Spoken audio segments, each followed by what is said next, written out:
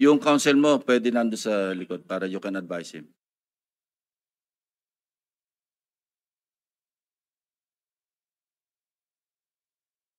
Are you ready? Mr. Chair, I wish I can make a few clarificatory questions before we start. But these are prejudicial questions, Mr. Chair. Later.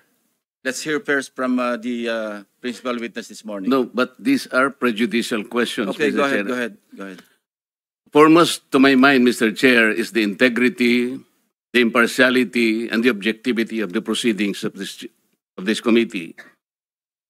Mr. Chair, you were interviewed on Billionario Channel by Miss Pinky Webb.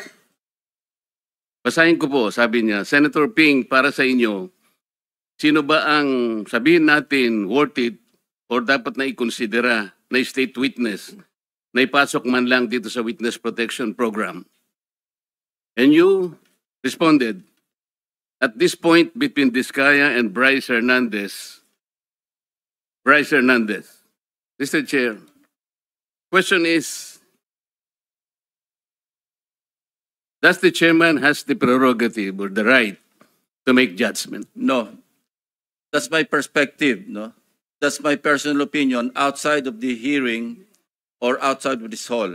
So don't question my opinion. That I am is my not questioning opinion. your opinion, Mr. Chair, but you are the Let's not chairman worry of this there. committee. Anyway, let's proceed with the You are not testimony of- interested in the prejudicial question that I am going to raise, Mr. Chair? Go ahead, you raise your Kaya nga sinasabi ko sa inyo You're an questioning my investigator, opinion. we are investigating. Away kagad tayo rito. Mr. Chair, we are still in the Hearing is suspended. investigating.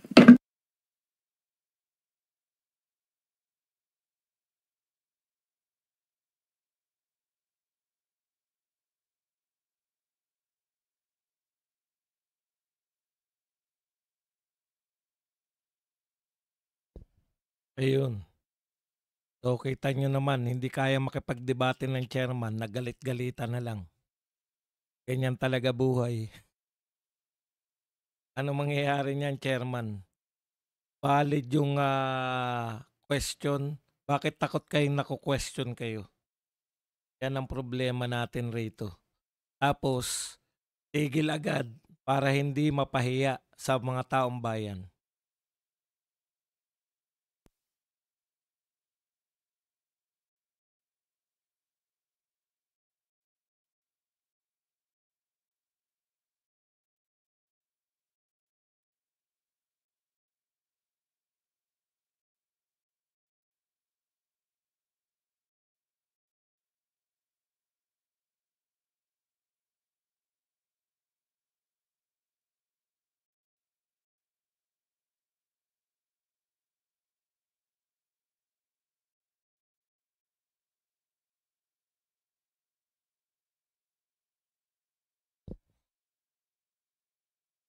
Bigyan nyo naman ng mic si Marcoleta.